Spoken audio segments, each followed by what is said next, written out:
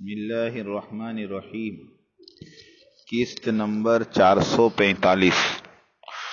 دعوتی کام اجتماعی ہے۔ دعوتی کام اور اس کے مرکز کی حفاظت، امارت اور امیر کی حفاظت، دائی انمول ہیرا ہے، اس کی حفاظت کرنا۔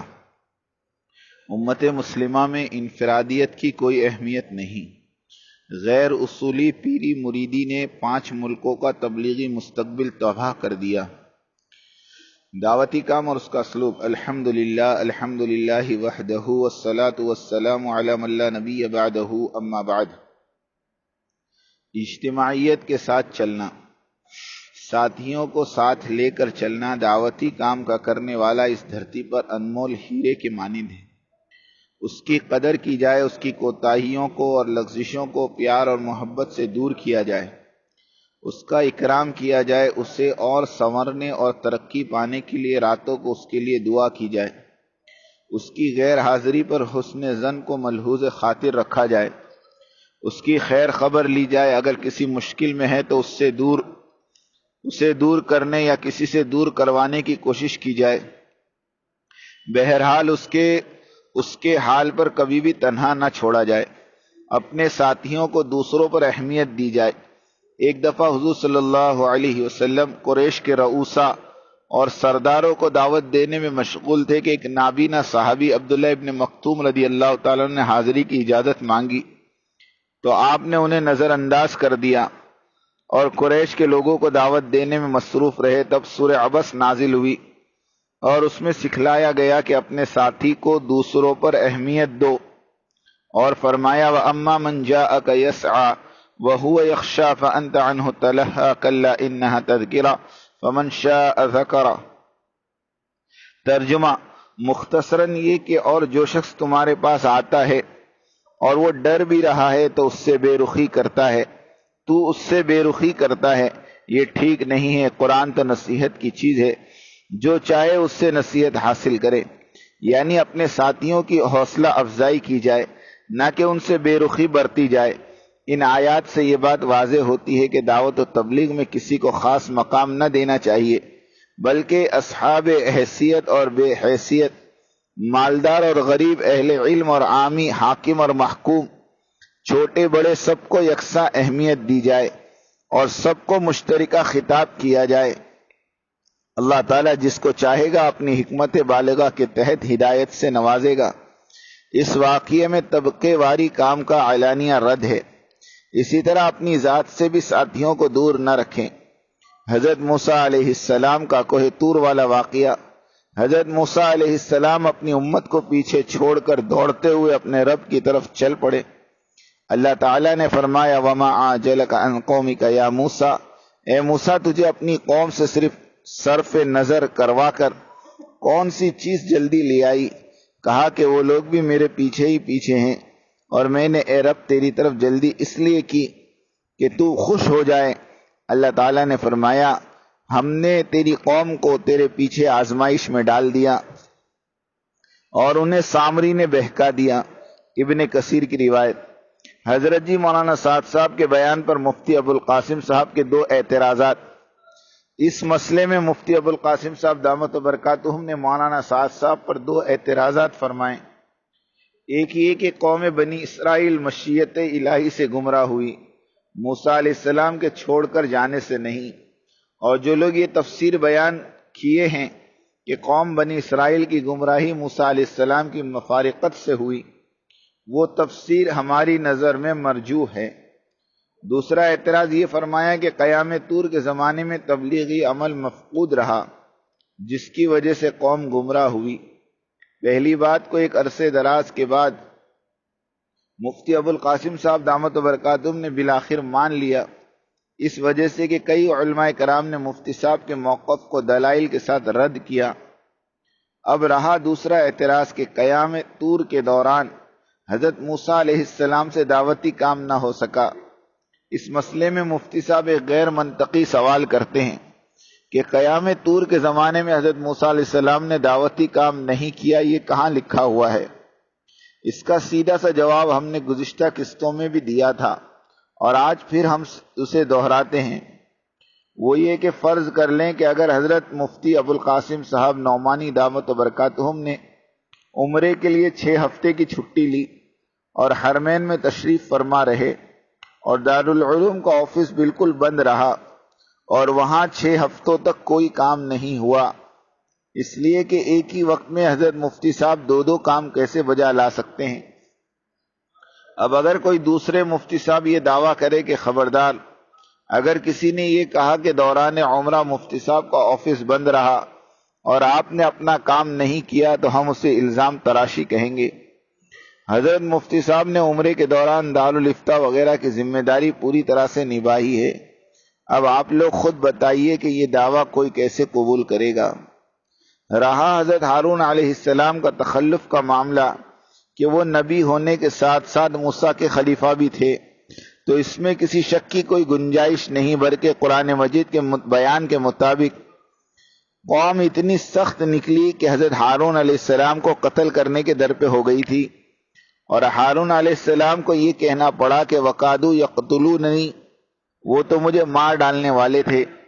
حضرت مفتی شفیع صاحب عثمانی دیوبندی نور اللہ مرقدہ نے اپنی تفسیر معرف القرآن میں اسی بات کو لکھا کہ جو ذمہ داری اور صلاحیت اپنی قوم کو کنٹرول کرنے حضرت موسیٰ علیہ السلام میں تھی، وہ حضرت ہارون علیہ السلام میں کم تھی۔ موسیٰ علیہ السلام قوم کے ساتھ ہوتے تو سامری کو اتنے گل کھلانے کا موقع نہ ملتا۔ رہا مفتی ابو القاسم صاحب کا سوال کہ قیام طور کے دوران تبلیغ چھوڑ رکھی تھی، یہ کہاں لکھا ہے؟ اس طرح کا سوال تو بریلوی برادری بھی کرتی ہے کہ 11ویں 12ویں اور جلوس میلاد النبی اور اذان سے قبل درود و سلام مت پڑھو، یہ کہاں لکھا ہوا ہے؟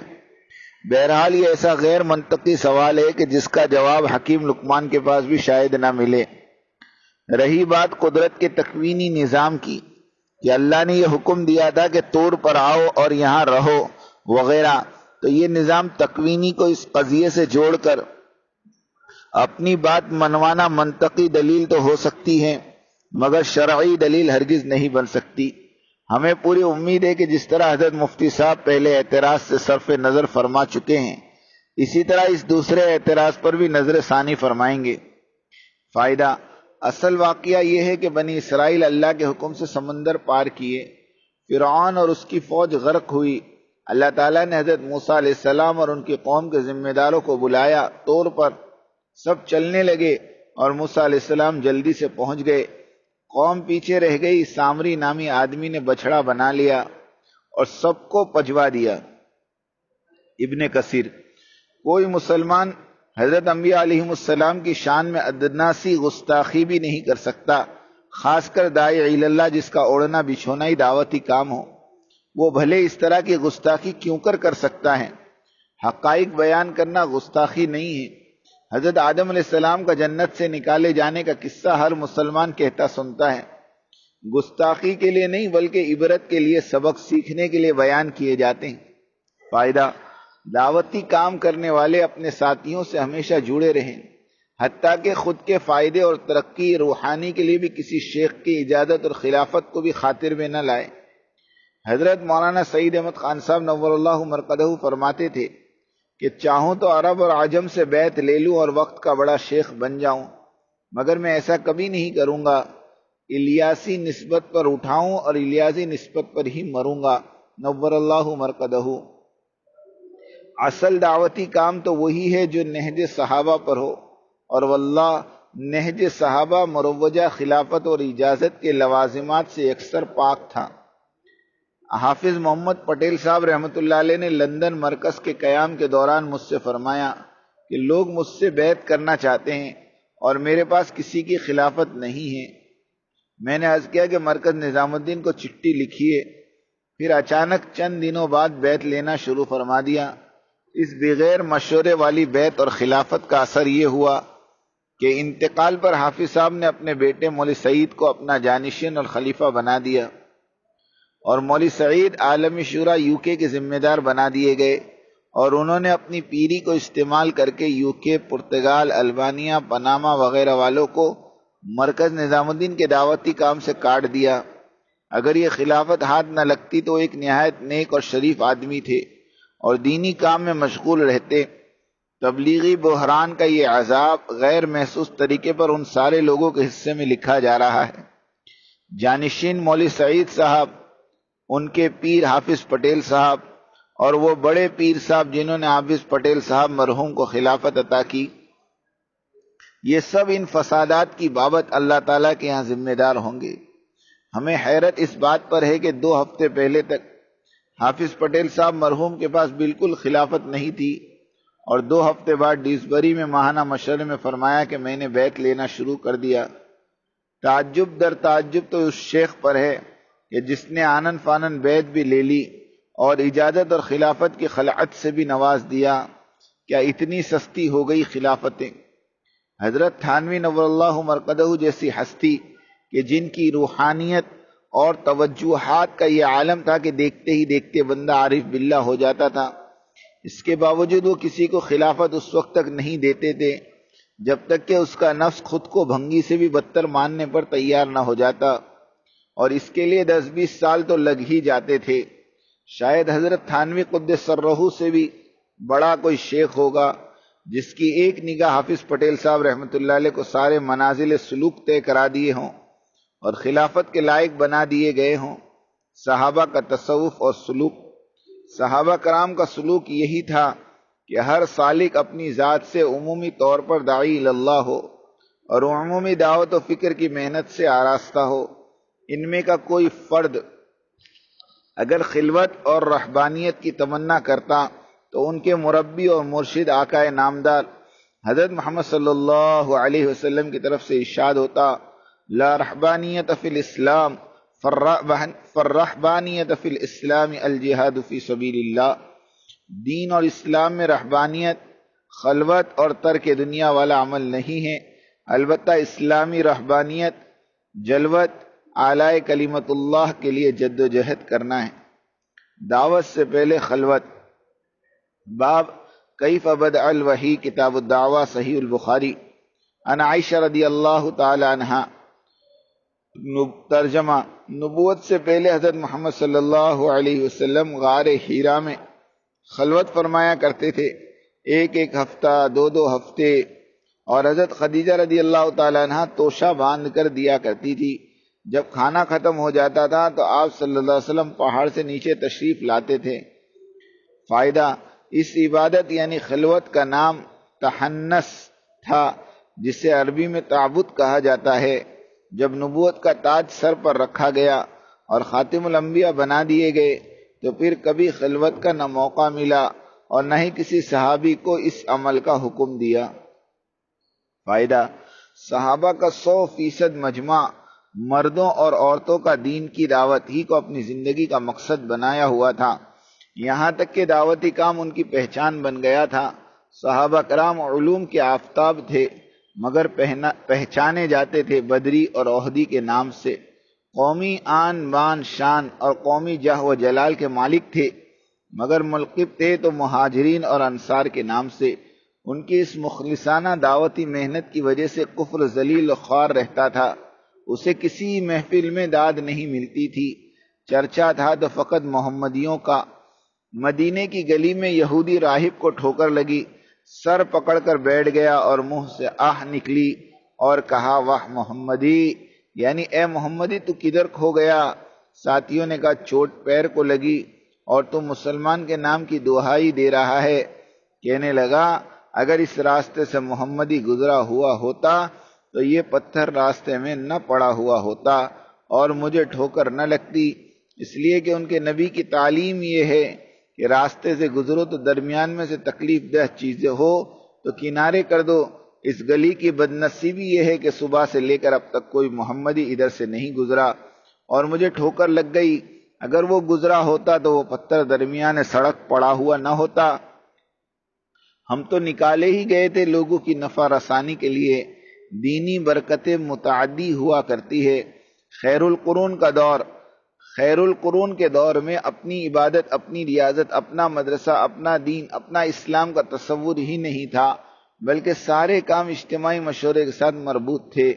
لیکن زوال کے بعد سے ہر چیز انفرادی ہونے لگی، یعنی میری عبادت، میری تجارت، میرا مکان، میری زندگی، اپنے بال بچے اسی کے ہو کر رہ گئے، یعنی اپنی انفرادی زندگی کی ادھوری ہدایت تک ہی محدود ہو کر رہ گئے، اور اس انفرادی ہدایت کے لیے وعظ و نصیحت اور صحبت صالحین کافی ہے۔ اور ہم اسی سوچ کی وجہ سے اپنی مساجد اور مدارس اور خانقاہوں میں علماء و واعظین بھی بلاتے ہیں، تو اسی سطح کے وہ بس انفرادی دین ہی کے متعلق باتیں کریں اور تزکیہ فرما لیں۔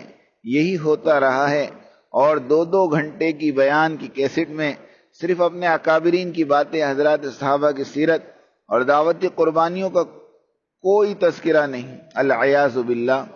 اور مطالعے کے لیے دینی کتاب بھی اسی طرز کی اختیار کی گئی، ذکر و ریاضت کی ضربوں سے تھک کر سو جانے والے آرام کرنے والے بن کر رہ گئے، اور صحابہ والی عالمی سطح کی سوچ و فکر رکھنے والے علماء اور داعی راتوں کو ذکر و ریاضت کا ایندھن جمع کر کے دن میں اللہ کی مخلوق میں پھیل جاتے تھے، اور جو کچھ نیم شب میں اللہ سے لیا دن کے اجالے میں وہ سب کچھ بے طلب مخلوق کے گھروں پر جا کر انہیں عطا کرتے تھے۔ راتوں میں اللہ کے نام کی ضربوں سے اپنے دل کی قساوت یعنی سختی کو ریزہ ریزہ کرتے تھے، اور دین میں دعوت والوں کی ضربوں سے دنیا میں پھیلے ہوئے کفر کو تار تار کرتے تھے، اپنے مجموعہ کو عالمی تقاضوں پر ابھارتے اور اس بات پر ان کی تشکیل کرتے۔ مگر آج اس طرح کے علماء اور مشائخ لائے بھی تو کہاں سے لائے؟ یہی تو وجہ ہے کہ حضرت معاذ صاحب دامت برکاتہم کی باتیں اور ان کا سیرت طیبہ والا نہج مروجہ نظام تبلیغ پر چلنے والوں کو ہضم نہیں ہو رہا ہے، اور وہ ان کی کتاب یعنی منتخب احادیث کے مطالعے سے بھی وحشت محسوس کرتے ہیں۔ خصوصی اور مکمل ہدایت کے طالب کے لیے مسجد وار جماعت میں شمولیت اور ان کے آپس کے مشورے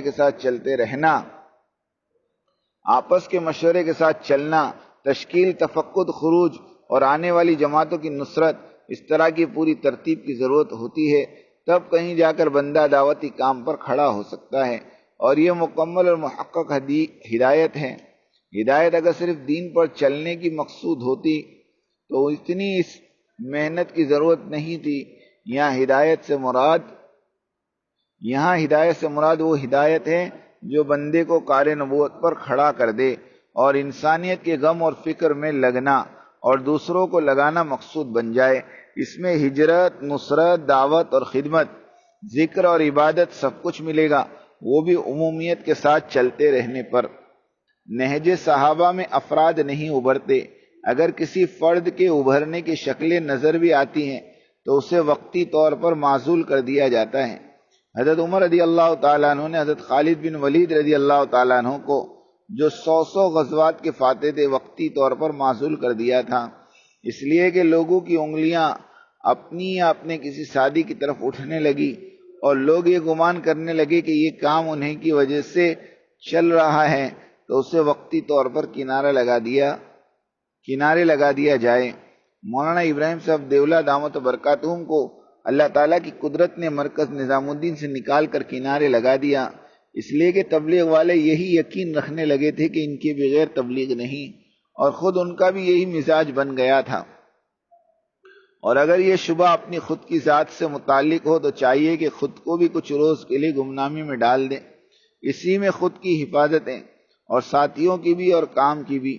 یہ کام تو وہی مخلص مرد کلندر کر سکے جسے اللہ کے سوا اور کوئی بھاتا نہ ہو، ورنہ مال اور جاہ پر جس کی رال ٹپکتی ہو وہ سب کچھ برباد کر کے چھوڑ دے گا، اس لیے کہ وہ شقاوت سے مختص ہے، سعادت سے محروم، اور نتیجتاً اس قدر فتنے ابھریں گے کہ سنبھالنا ناممکن ہو جائے گا۔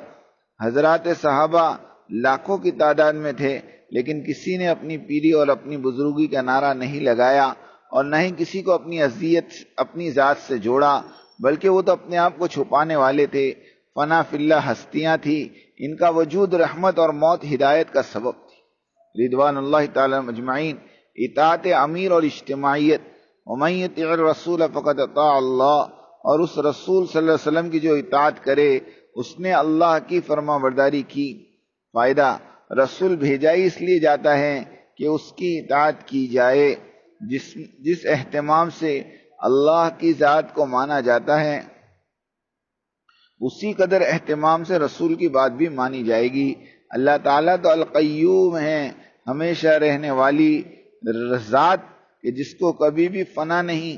رسول چونکہ احد ہے، مخلوق ہے، ہمیشہ رہنے والا نہیں ہوتا، اس لیے اس کی تعلیمات کی روشنی میں بھی ہر دور میں عمرہ ہوتے رہیں گے، اور امت مسلمہ ان کی امارت کے سائے میں اپنی زندگی گزارتی رہے گی۔ تبھی تو رسول اللہ صلی اللہ علیہ وسلم نے امیر کے قول حکم کو اپنی طرف منسوب فرمایا۔ حضرت ابو ہریرہ رضی اللہ تعالیٰ عنہ فرماتے ہیں کہ فرمایا رسول اللہ صلی اللہ علیہ وسلم نے کہ جس نے میری اطاعت کی اس نے اللہ کی اطاعت کی، اور جس نے میری نافرمانی کی اس نے اللہ کی نافرمانی کی۔ فائدہ، اس کرۂ ارضی پر امارت والی نعمت اگر نصیب رہی تو وہ صرف اہل تبلیغ و دعوت ہی کو نصیب رہی۔ تقریباً 100 سال سے یہ نعمت ہمارے سروں پر سایہ فغن ہے۔ اللہ تعالیٰ ایسے اسے ہمیشہ باقی رکھے۔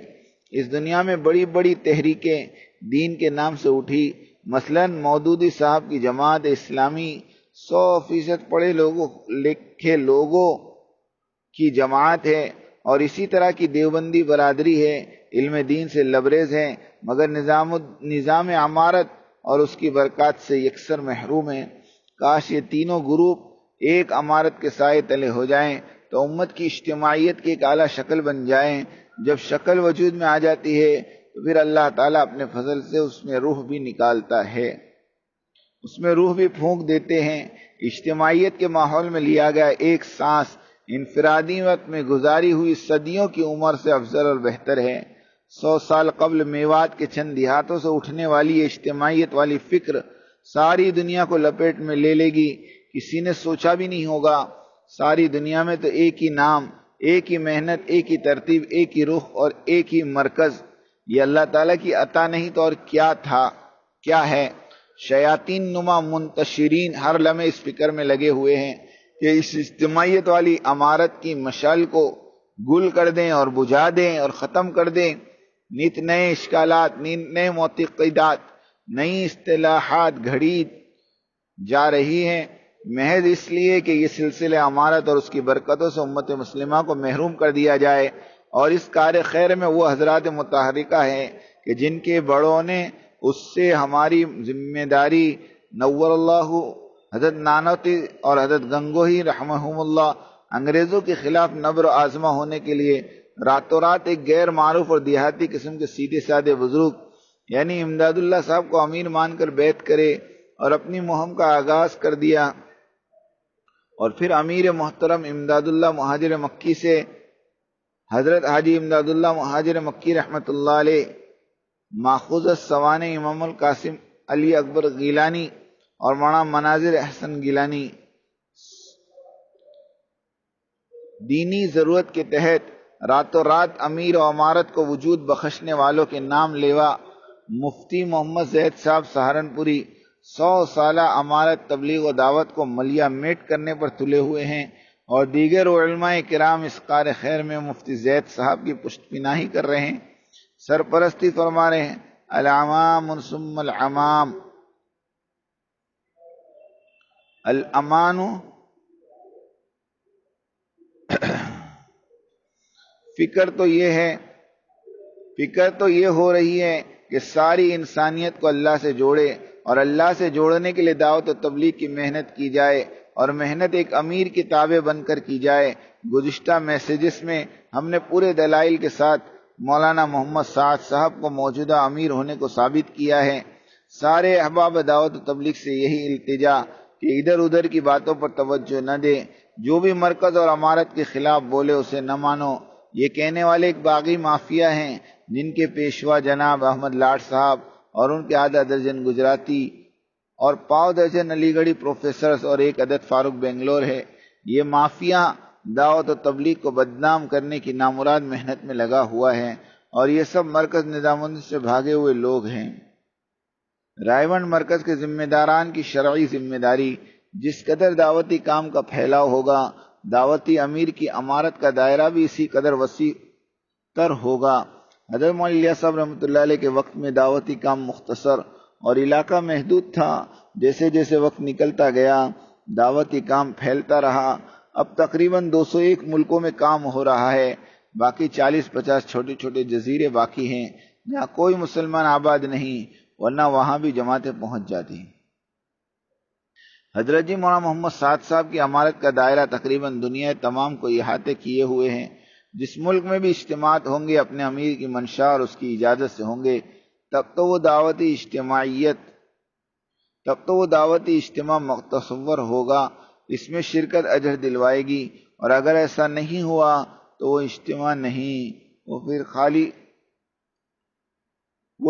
نہیں بلکہ ایک کانفرنس اور ایک جلسہ اور ایک میلہ شمار ہوگا. گزشتہ قسط 256 میں ہم نے امیر کی غیر موجودگی میں اس کے بھیجے ہوئے وفد کے حقوق کے بارے میں لکھا تھا. یعنی رائے ون والے ذمہ داروں پر واجب ہے کہ وہ اجتماعی امور کے سارے مشورے اور سارے امور امیر محترم کے بھیجے ہوئے وفد کی سربراہی میں طے کرے، اس لیے کہ وفد امیر کا قائم مقام ہوتا ہے، اور جو اس وفد کا احترام اور ان کے حقوق کو پامال کیا اس نے احکامات امارت سے روگردانی کری. امیر اس لیے بنایا جاتا ہے کہ اس کی پیروی کی جائے. اگر امیر کی اطاعت نہ کی جائے تو اللہ کا عذاب نازل ہوگا. امیر اور اس کا حکم کا انتظار کھلی بغاوت ہے، اور باغیوں کے اجتماع پر کوئی اجر و ثواب نہیں. اجر و ثواب اطاعت رسول پر موقوف ہے، اور رسول اللہ صلی اللہ علیہ وسلم کا فرمان ہے کہ جس نے میرے امیر کی نافرمانی کی یقیناً اس نے میری نافرمانی کی. اطاعت 24 گھنٹے کے ہر پل میں اور ہر کام میں واجب ہے، چاہے وہ عبادات ہوں کہ معاملات، خدمت ہوں کہ دعوتی کام، سب امور میں اطاعت واجب ہے. رائے ون کا ہر وقت کا اس قدر عظیم اجتماع، وہ بھی امیر کے بجائے باغی گروپ کی سرپرستی میں، تو اس اجتماع سے کوئی خیر کیسے وجود میں آئے گی؟ خیر سمجھ کر لگ رہے ہو اور وہ حقیقت میں خیر نہیں بلکہ تباہی لائے گا. جس طرح قوم عاد نے کالے ابر کو دیکھ کر خوشیاں منائیں اور بادل ان کی تباہی کا سبب بنے، اس لیے کہ قوم کی رائے اپنے نبی کی رائے سے مختلف تھی. اسی طرح جس اجتماع میں امیر کی اطاعت، تائید اور توجہات اور اس کی عظمت اور اقبال اور اس کی طرف سے مرسلہ وفد کی صحیح قدردانی اور استعمال نہ ہو، تو پھر اجتماع سے خیر اور ہدایت اور برکت و انوارات کی توقع رکھنا نہایت درجے کی حفاظت ہے. دروازہ کھول کر داخل ہونے کا حکم ہے، نہ کہ توڑ کر. امیر کی رضا کے بغیر قیام اللیل بھی نفع نہیں دے سکتا. حضرت شیخ زکریا رحمۃ اللہ علیہ نے وفات سے تقریباً 5-6 سال قبل بڑے دکھ اور درد سے فرمایا تھا کہ رائے ون کا مستقبل عظیم خطرات سے دوچار ہوتے دیکھ رہا ہوں. واقعتاً وہی آثار نظر آ رہے ہیں، اس لیے کہ روحانیت کے مرکز پر مادیت اور مال والے دونوں موجود ہیں.